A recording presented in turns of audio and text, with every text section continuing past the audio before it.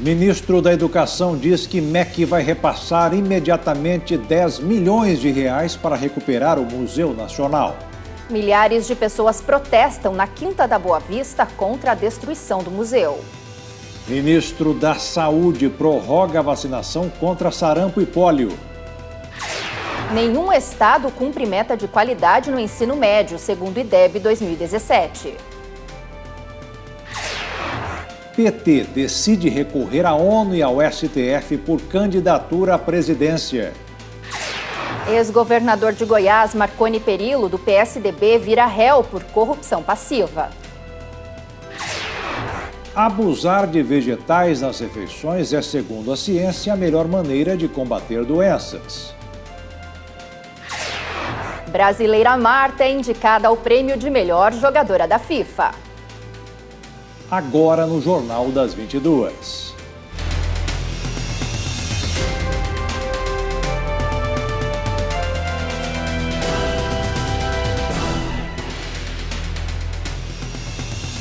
Olá, muito boa noite.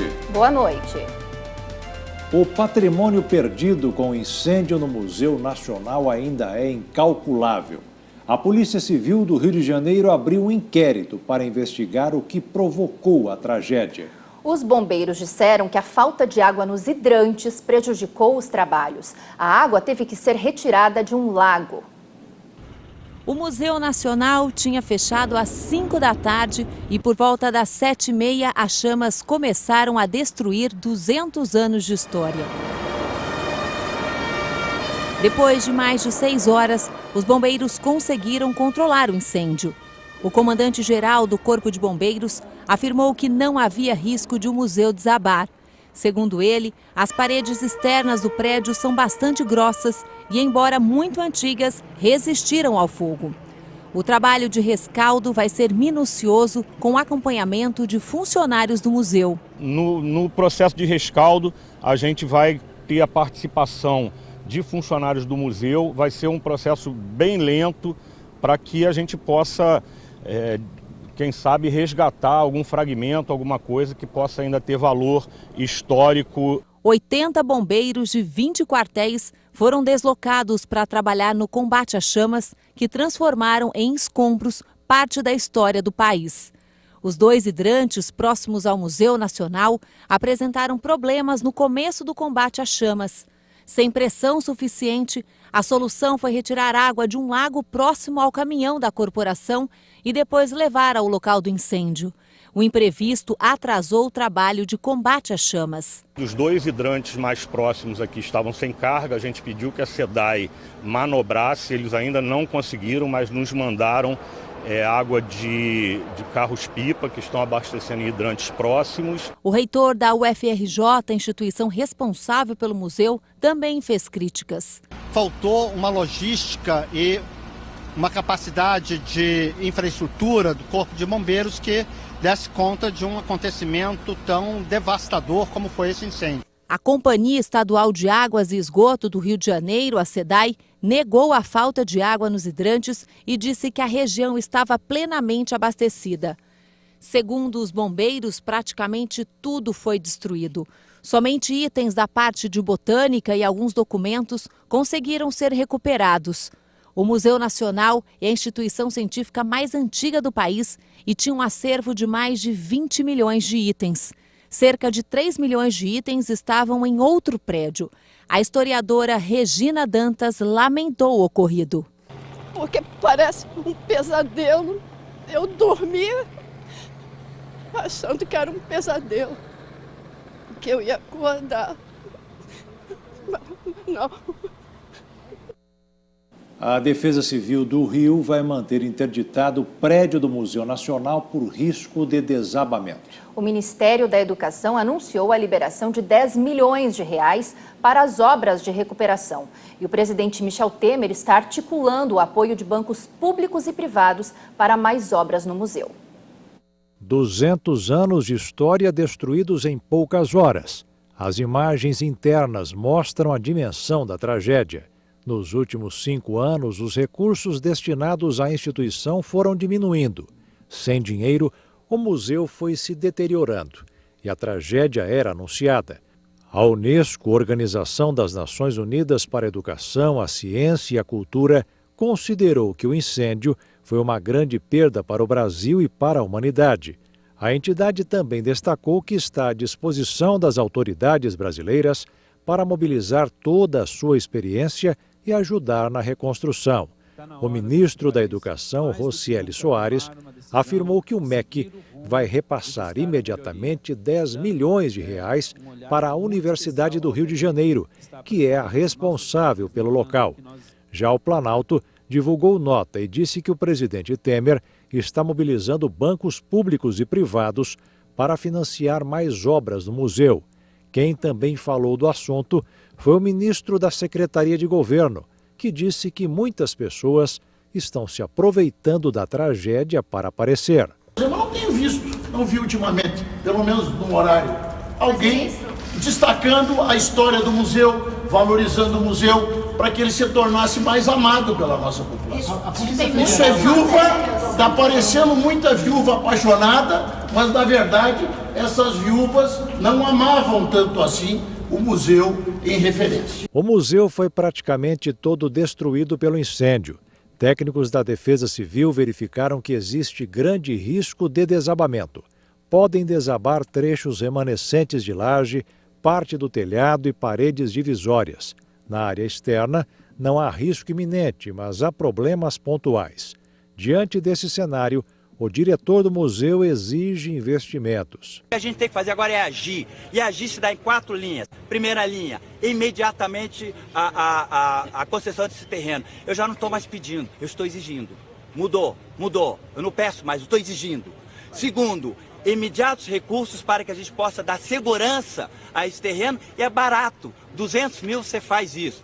Terceiro, construção de containers para que o dia a dia do museu, o mínimo que a gente possa fazer, volte a ser estabelecido. Depois disso, uma análise de como está essa estrutura, uma análise de como está o contorno da estrutura e sim, no orçamento próximo, uma verba substancial para a história do nosso país, que é esse museu. Não há como calcular o valor que se perdeu. E em meio à tragédia, o meteorito Bendegó virou símbolo de resistência e esperança. A pedra é resistente a altas temperaturas e foi uma das únicas peças que resistiu ao incêndio. Bendegó resistiu. Da mesma forma, a instituição Museu Nacional vai resistir. Hoje à tarde, milhares de pessoas fizeram um protesto. Tentaram invadir o museu e houve confronto com a polícia. Indignação era a palavra de ordem entre as pessoas que foram nesta segunda-feira para a Quinta da Boa Vista protestar contra a destruição do Museu Nacional após o grande incêndio no domingo. Muitos aproveitaram o momento para gritar fora presidente Michel Temer. Um grupo forçou a passagem e a Guarda Municipal do Rio usou bombas de efeito moral e spray de gás pimenta para conter os manifestantes. Grande parte deles conseguiu passar pelos portões e caminhar até bem próximo do museu, que está isolado por medida de segurança. O museu, que foi a residência da família real durante o Império, fica dentro do parque e guardava um acervo de história natural considerado o maior da América Latina. Com críticas ao poder público de modo geral e ao governo federal, o ato apontou descaso com a história do Brasil, com a ciência e instituições públicas de ensino e pesquisa. O local também abrigava peças de importância antropológica vindas de diversas partes do mundo. Equipes do Corpo de Bombeiros e da Defesa Civil permanecem trabalhando na área do museu, que ainda oferece riscos. E apesar de toda essa comoção com o incêndio, o número de visitantes no Museu Nacional em 2017 foi inferior ao de brasileiros que estiveram no Louvre, em Paris. O Museu Nacional era o mais importante do país. Além de um grandioso acervo de mais de 20 milhões de itens, também era, por si só, parte da nossa história. E mesmo com toda a importância, ele não atraía muitas pessoas. Foram 192 mil visitantes em 2017, segundo a assessoria de imprensa da instituição. Em contrapartida, no mesmo período, 289 mil brasileiros passaram pelo Louvre, na França, uma das principais instituições de arte do mundo, segundo registros do próprio museu. O número número de brasileiros que visitou o Museu Francês é 50% superior à visitação total da instituição brasileira. Fomos a terceira nacionalidade que mais visitou a instituição francesa, atrás apenas dos americanos e dos chineses. E mesmo com esses dados, o Museu da Quinta da Boa Vista estava celebrando o aumento do número de visitantes. O Museu Nacional teve, em 2017, um aumento de 60% do público em relação ao ano anterior, quando 120 mil pessoas passaram por ali.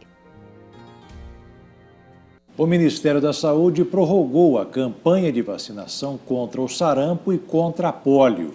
A aplicação da vacina, que acabaria na última sexta-feira, vai ser estendida até o dia 14 de setembro. A medida vale para 9 estados. A maioria dos pais não perdeu tempo. Afinal, saúde é coisa séria, ainda mais dos filhos.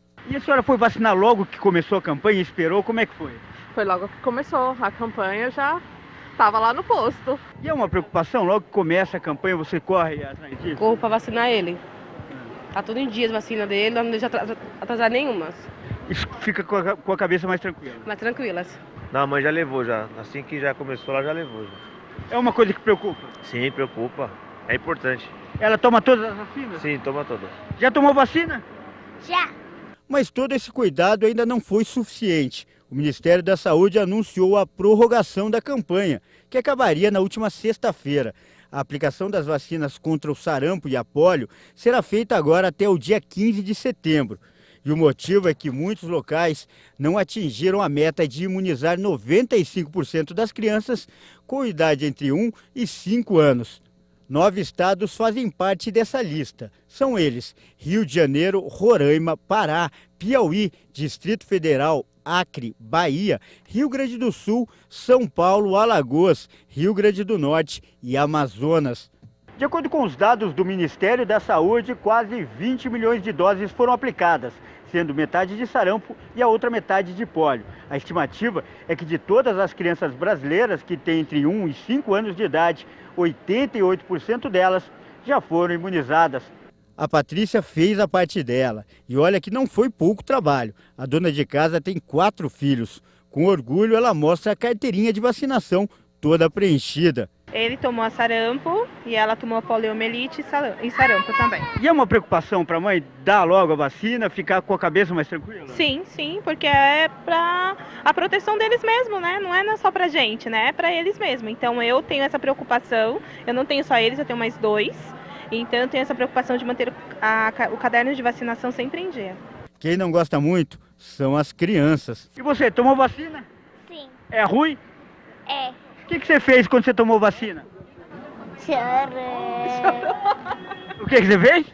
Chorei. E veja a seguir, o PT vai recorrer à ONU e ao STF para liberar a candidatura de Lula à presidência. E ainda, Neymar se apresenta à seleção brasileira nos Estados Unidos.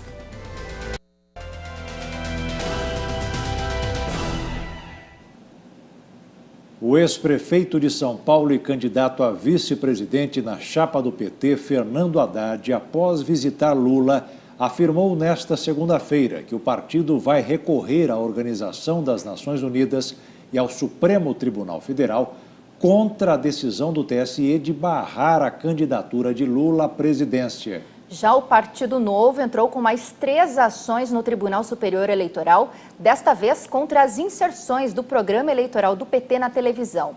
As novas representações se somam a outros 3 pedidos apresentados na Corte Eleitoral pela sigla nesse domingo. Uma das ações já teve o pedido atendido pelo ministro Luiz Felipe Salomão, do TSE, que determinou na noite deste domingo a suspensão de uma propaganda eleitoral no rádio que apresenta o ex-presidente Luiz Inácio Lula da Silva como candidato do PT à presidência. Na decisão, o magistrado ainda fixou multa de R$ 500 mil à coligação formada por PT, PCdoB e PROS, a cada nova reprodução da peça. Na madrugada de sábado, ao rejeitar a candidatura de Lula, a Corte já havia proibido propaganda de Lula como candidato. A ação no TSE para proibir novas propagandas foi apresentada pelo Partido Novo, que também impugnou a candidatura de Lula. No pedido, A legenda partidária diz que no sábado de manhã e à tarde foi veiculada propaganda no rádio desafiando a decisão do TSE, que proibiu campanha em favor de Lula. O programa do PT dizia que a ONU, Organização das Nações Unidas, a mais importante organização do mundo, já decidiu. Lula pode ser candidato e ser eleito presidente do Brasil. Já a coligação que reúne PT, PCdoB e PROS comunicou ao TSE que voluntariamente promoveu a troca da propaganda eleitoral a ser exibida ainda nesta segunda-feira na TV, que ainda mostrava o ex-presidente Luiz Inácio Lula da Silva como candidato ao Palácio do Planalto. Várias ações foram apresentadas no fim de semana, depois que o TSE rejeitou em julgamento concluído na madrugada de sábado a candidatura de Lula. Na ocasião, a Corte liberou a propaganda do PT, mas sob a condição de que o ex-presidente não fosse apresentado como candidato. Nesta segunda, a presidente do TSE, Rosa Weber, registrou em despacho que a coligação informou ter promovido a alteração da mídia, procedimento para mudar a propaganda a ser exibida.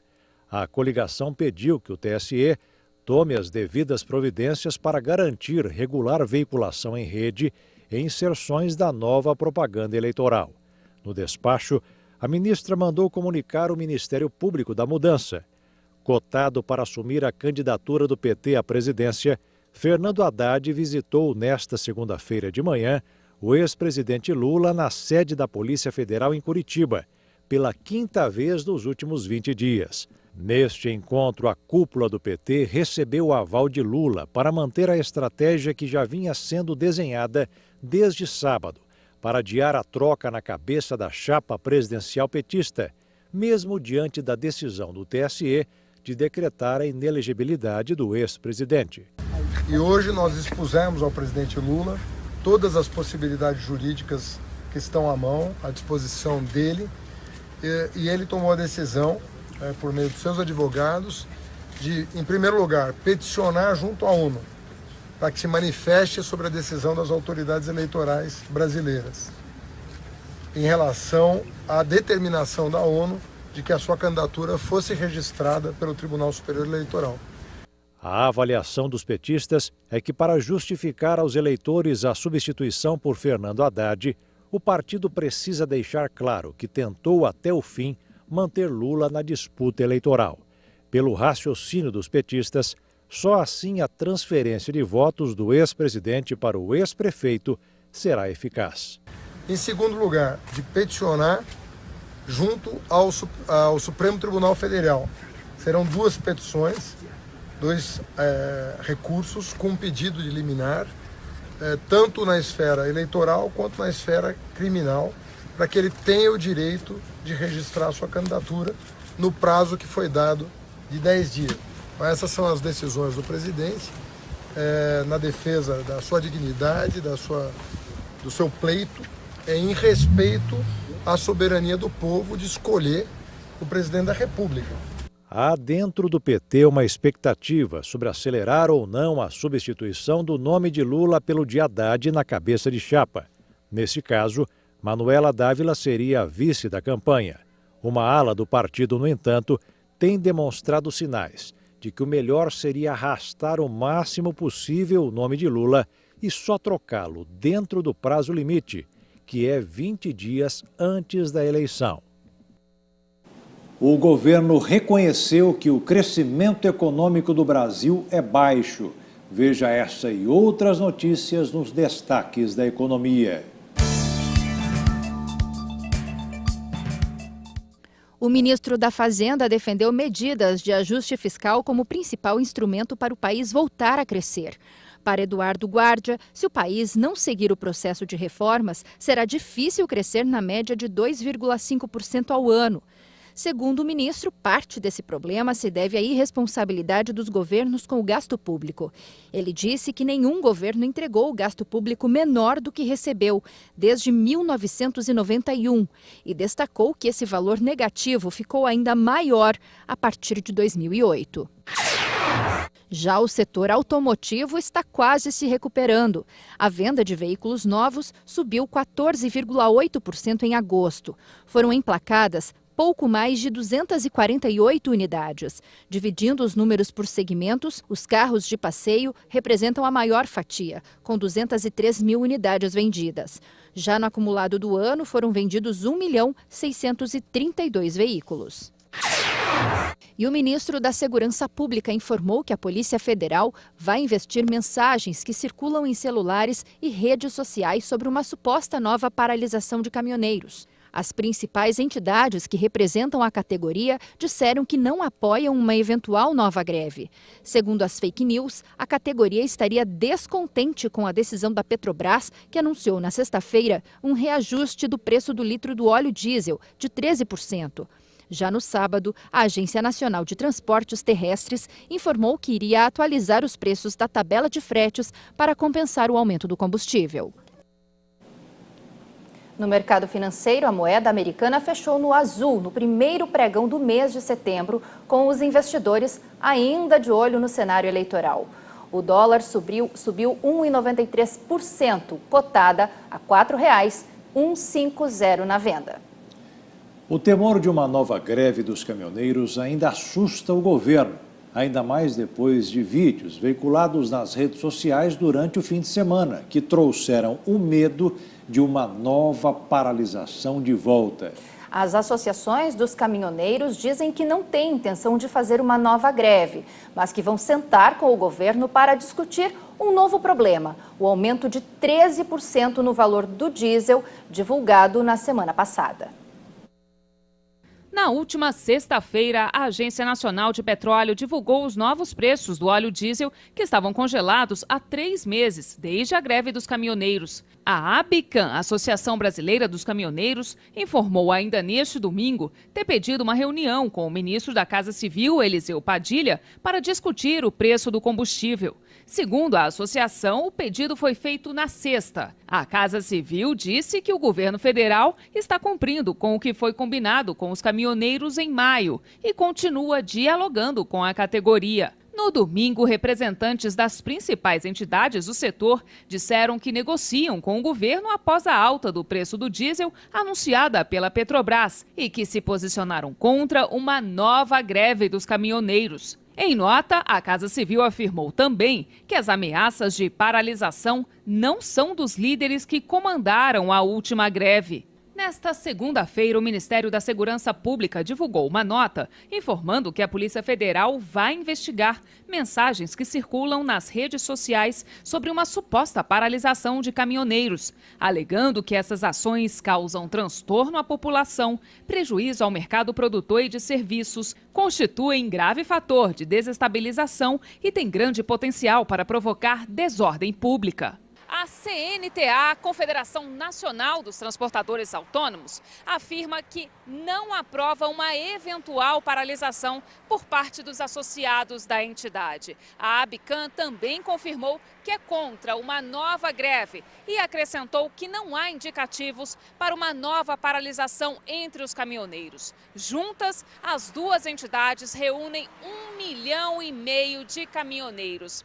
Tanto a ABICAM quanto a CNTA reiteram que desconhecem a entidade cujo nome aparece nos vídeos que andam circulando pelas redes sociais. No sábado, a Agência Nacional de Transportes Terrestres informou que iria publicar uma nova versão da tabela de frete, mas logo depois a ANTT atualizou a nota, informando que promoveria apenas os ajustes necessários no preço dos fretes. Segundo a agência, o reajuste foi por causa do aumento acima de 10% do preço do diesel em relação ao valor estabelecido pela planilha original. O tabelamento de preços mínimo para o frete rodoviário foi uma das reivindicações dos caminhoneiros durante a paralisação no fim de maio. Após negociar com a categoria, o governo federal instituiu a tabela por meio de medida provisória, o que virou lei após a aprovação do Congresso. Na semana passada, no Supremo Tribunal Federal, uma audiência pública comandada pelo relator do caso, ministro Luiz Fux, junto com entidades a favor e contra o frete, tentou discutir a melhor forma de aplicação da nova MP, que é contestada por representantes da indústria e do agronegócio. O setor produtivo considera a tabela inconstitucional e que vai contra a ideia de livre comércio. 3 ações foram enviadas ao STF contra a tabela do frete e estão sob a tutela de Fux. Já os representantes dos caminhoneiros defendem que a tabela vai garantir apenas a cobertura de custos do trabalhador e que a medida é um modo de corrigir uma distorção do mercado. Após a audiência, o ministro Luiz Fux informou que levará as ações para julgamento, mas que não há prazo para que elas sejam julgadas. Nós já temos informações suficientes, vamos remeter os processos em conjunto para os órgãos que faltam intervir e se pronunciar e vamos julgar de forma mais breve possível a questão, todas elas em conjunto. E veja a seguir, ex-governador de Goiás, Marconi Perillo, vira réu pelo crime de corrupção passiva. E ainda, os protestos contra mudanças na aposentadoria na Rússia.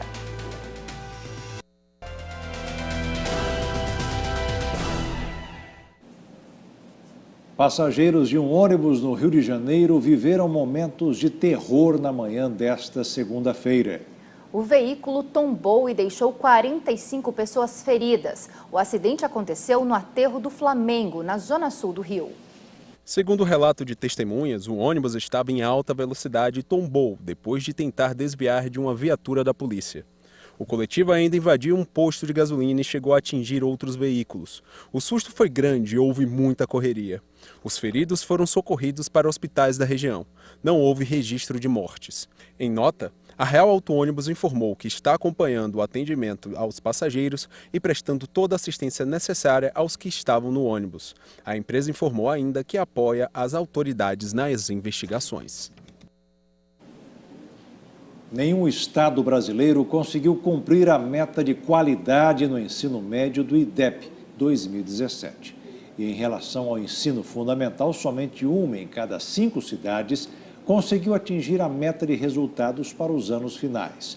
Os dados são do Índice de Desenvolvimento da Educação Básica, o IDEB, de 2017. Produzido a cada 2 anos, o IDEB avalia os anos iniciais e finais do ensino fundamental e também do médio. O cálculo é feito a partir da taxa de aprovação das escolas e as médias de desempenho dos alunos em uma avaliação de matemática e português. Em 2017, foi confirmada a tendência de melhores resultados no primeiro ciclo do ensino fundamental, em que o desempenho foi alcançado por mais da metade das redes municipais. Já nos anos finais, das 3.130 escolas, apenas 675, ou 22% delas, cresceram e bateram a meta. A meta é estipulada para cada escola da rede e também para o Brasil. Outras 1.134 escolas, ou 36%, subiram no IDEB no ano passado, mas não conseguiram bater a meta. A maioria das cidades caiu ou ficou estagnada. São 1.321 cidades nessa condição, que representa 42% do total. Apesar dessa leve melhora, muitos jovens de 15 a 17 anos abandonaram as salas de aula da rede estadual de ensino ainda no fundamental. Já no ensino médio, o índice continua apresentando o pior desempenho da educação de base brasileira. Segundo o IDEB, nenhum dos 26 estados brasileiros e o Distrito Federal cumpriu as metas estabelecidas. No Amazonas, Roraima, Amapá, Bahia e Rio de Janeiro, o IDEB 2017 foi ainda pior, ficando abaixo do índice da pesquisa anterior, de 2015. O IDEB do ensino médio geral do Brasil foi de 3,8, abaixo da meta fixada em 4,7. Para 2019, a meta é de 5 pontos. O juiz da 8ª Vara Criminal de Goiânia, Ricardo Prata, determinou a abertura de uma ação penal contra o ex-governador tucano Marconi Perillo, pelo crime de corrupção passiva. O ex-governador de Goiás e candidato ao Senado é acusado de ter tido parte de uma dívida de campanha eleitoral paga pela Delta Engenharia, em troca de um aditivo em um contrato do Estado com a empresa. O valor seria R$ 90 mil. Além de Marconi Perillo, a Justiça também aceitou a mesma acusação contra Fernando Cavendish e Cláudio Dias Abreu, da Delta, além de Carlinhos Cachoeira. Os procuradores acusam o bicheiro de usar suas estreitas relações com agentes políticos de Goiás em favor da empreiteira.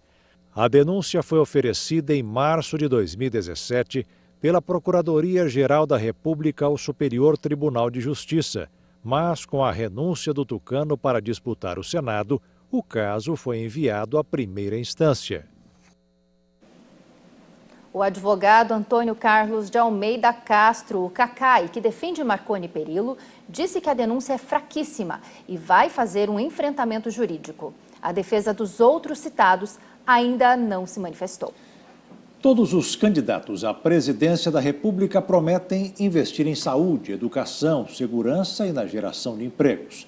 Alguns discursos mudam um pouco em alguns itens, mas o roteiro é sempre o mesmo.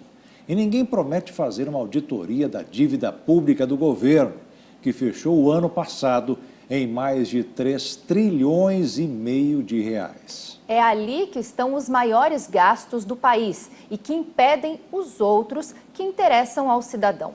O problema é que a maior parte dos juros vai para a conta dos bancos, caixa dos bancos. Alguém vai mexer com eles?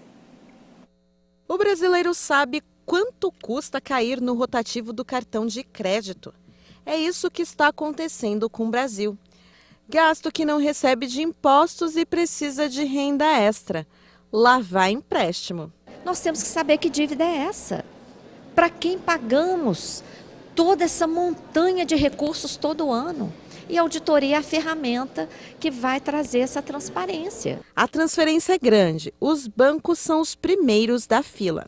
Dá para explicar por quê. Quando alguém investe nas letras do Tesouro, recebe o que o governo quer.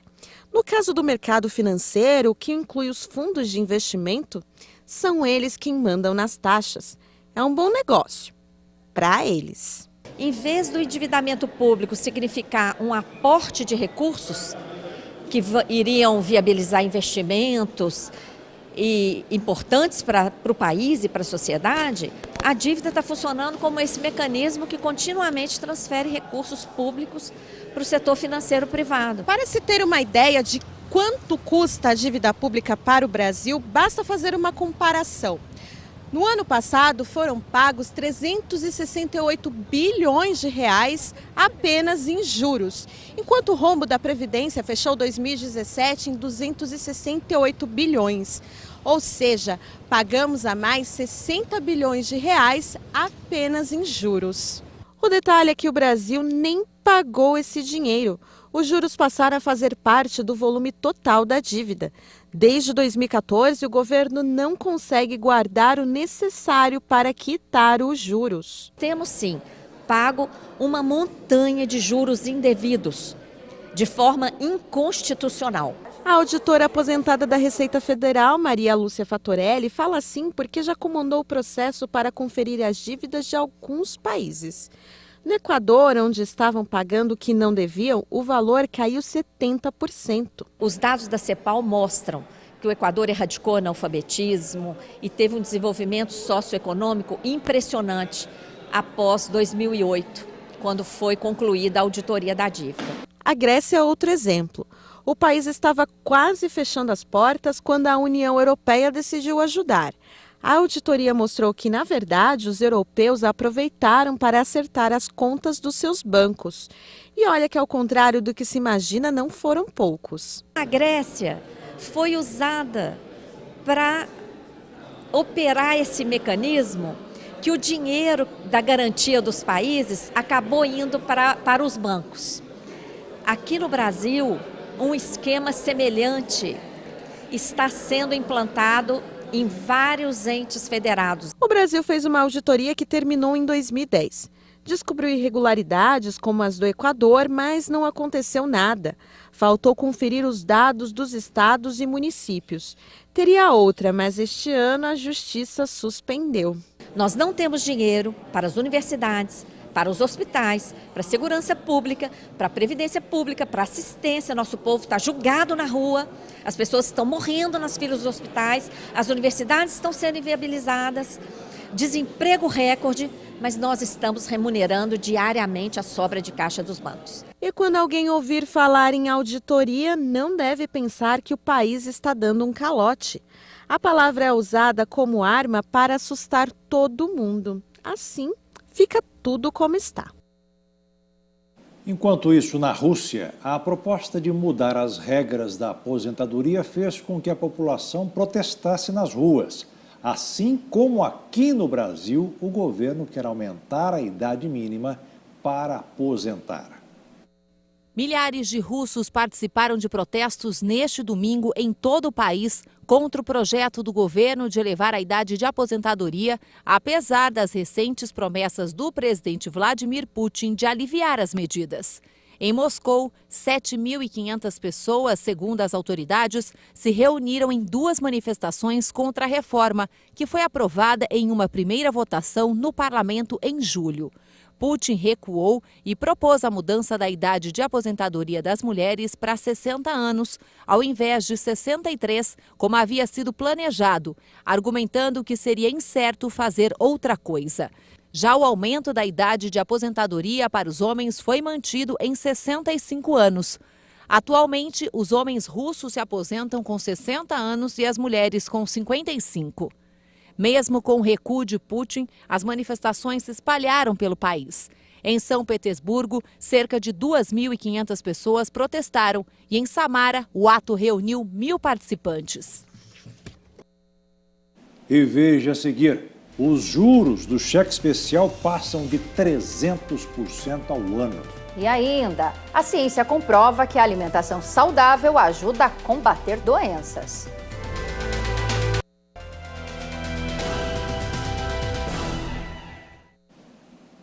A situação mudou um pouco, mas a taxa de juros do cheque especial do Brasil é uma das mais altas do mundo. Passou até o rotativo do cartão de crédito. E o consumidor já conhece essa história, ainda mais quando confere o extrato bancário. Mas o pior é que é difícil sair dessa areia movediça. O João já experimentou o amargo gosto do cheque especial. Foi no momento de necessidade para pagar as contas que ultrapassaram o valor do que ele ganhava. Aquela dívida de R$100 no banco fica como no final do mês? Se torna 1.000, às vezes até mais. Os juros são altos? Muito altos, 200%, 300%. Não teve jeito. Para resolver o problema, cancelou o serviço oferecido pelo banco. Hoje eu não tenho limite, não tenho cheque especial, só tenho o meu cartão de débito mesmo, no crédito, o limite bem baixo, só para não exceder. A relação da Damares com o cheque especial já dura anos e ela não vê outra saída para conseguir fugir das altas taxas de juros. Eu peço para aumentar, na verdade. Eu peço para aumentar. Porque a gente fica meio que dependente, né? Fica dependente a esse limite. Entendi. Só depois que você vê os juros, que você enxerga que realmente é algo ilusório ali. Mas de certa forma a gente precisa de um dinheiro, ele está ali disponível e aí... Segundo esse advogado de direito do consumidor, a dívida do cheque especial pode triplicar em um ano, caso não seja paga. É a perversa mágica dos juros sobre juros. Porque se imaginar 10% ao mês, vamos imaginar 10% ao mês, em 10 meses ela duplicou, mais que duplicou porque é capitalizado. Isso. É 10 sobre 10, então 10 virou 12, 12 virou 144 e assim vai. Em menos de um ano a dívida está duplicada. Eu acho que ela vai a 2,5 vezes, 3 vezes no ano, fácil. Quando o cliente tem um bom relacionamento com o banco, o limite do cheque especial tende a aumentar, muitas vezes ficando bem maior do que o próprio salário que a pessoa ganha. Nessas horas tem que ter muita atenção e vale até pedir para o gerente do banco abaixar o limite, porque numa emergência esse valor pode ser utilizado e aí no mês seguinte a conta vai estar bem salgada. Em primeiro lugar, nós temos que saber que o cheque especial não é dinheiro do consumidor, não é dinheiro do cliente. Isso muitas vezes vem errado no extrato bancário. Vem dito que você tem um limite, você tem uma disponibilidade de 10, 15, 20 mil reais, você não tem isso. E isso é um problema sério. Então, o que passa por aí? Passa por, primeiro de tudo, educação financeira. Portanto, se você já percebeu que tem a mania de gastar mais do que ganha, o melhor é eliminar a chance de usar o dinheiro do cheque especial e cortar o mal pela raiz. Não, eu não uso porque eu sei que é roubada. A tentação é muito grande, é muito grande, mas É bom a gente usar mais pelo lado da consciência mesmo, né? Se tu está bem, ele vai te aumentando o limite.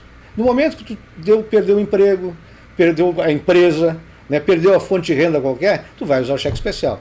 E aí se tu está lá com o cheque especial 10, 20 mil reais e passou a ganhar 0, como é que faz? Aí você vai usar todo aquele limite. E aí está criado o problema, criado o cenário do desastre. Comer bem não é apenas o melhor caminho para emagrecer. Manter os bons hábitos alimentares e abusar do uso de vegetais e temperos no preparo das refeições é, segundo a ciência, a melhor maneira de combater as doenças, em especial o câncer. O Ayrton sabe muito bem o que uma boa alimentação proporciona. Diagnosticado com câncer no estômago há cerca de 1 ano, ele se viu obrigado a mudar completamente os hábitos alimentares. Nós, em casa, nós estávamos já acostumados a seguir, assim, não totalmente à risca, né? Mas é difícil. Para a gente se adaptar a uma alimentação totalmente saudável é difícil. O que a gente costuma dizer, o que não é bom é gostoso, né? E não foi apenas ele, a esposa que sempre esteve ao lado de Ayrton para tudo, mesmo com o baque da notícia, decidiu aprender receitas saudáveis e incorporou o hábito para toda a família. Nós tiramos aquilo que não faz bem e aumentamos um pouco mais o consumo de vegetais, né, das castanhas. Aí a gente está seguindo a risca direitinho e dá para ver o bom resultado, né? Mudar a alimentação é preciso, não apenas para quem desenvolveu a doença, mas principalmente por quem ainda não tem. Estudos já comprovaram que a prevenção sempre é a melhor alternativa. De acordo com o clínico geral e maior especialista em nutrição da atualidade, Michael Greger, 80% das doenças que desenvolvemos, especialmente o câncer, são consequências dos nossos hábitos alimentares. Por isso, esta clínica especializada em oncologia promove com frequência palestras para conscientizar os pacientes sobre a boa alimentação. Em uma oficina que mostra como preparar os alimentos, além de tomarem notas de receitas, os pacientes entendem que é possível se alimentar muito bem sem perder o sabor. Alimentos muito gordurosos, carnes muito gordurosas, leite e derivados, então são alguns alimentos que durante o tratamento podem prejudicar, podem sobrecarregar o corpo. Alimentos muito processados, com açúcar refinado, doces com açúcar refinado em grande quantidade, frituras, tudo isso pode prejudicar. E carne processada, como bacon, linguiça, hambúrguer, isso está cientificamente comprovado que isso gera o câncer, causa câncer, especialmente o câncer coloretal. Então, sim, deve-se tomar cuidado com esses alimentos, tanto do ponto de vista de prevenção, como durante o tratamento também tomar um cuidado imenso com esses alimentos. Depois de acatar a prescrição do médico, que incluía alimentação saudável, Ayrton viu a melhora incontestável nos resultados dos exames. Para ele, se alimentar de forma adequada fez toda a diferença no tratamento contra a doença. De 0 a 100, quanto o senhor acha que a alimentação influenciou na cura, na sua melhora, na sua cura? Eu acho que uns 90, vamos botar assim, né? 90, porque agrega junto com com a quimioterapia, né? Aí juntando os dois juntos, igual eu te falei, não deixa o efeito colateral te derrubar. Então eu vou botar 90 na alimentação. E o Jornal das 22 termina aqui. Uma boa noite para você e até amanhã. Boa noite, fique na paz. Tchau.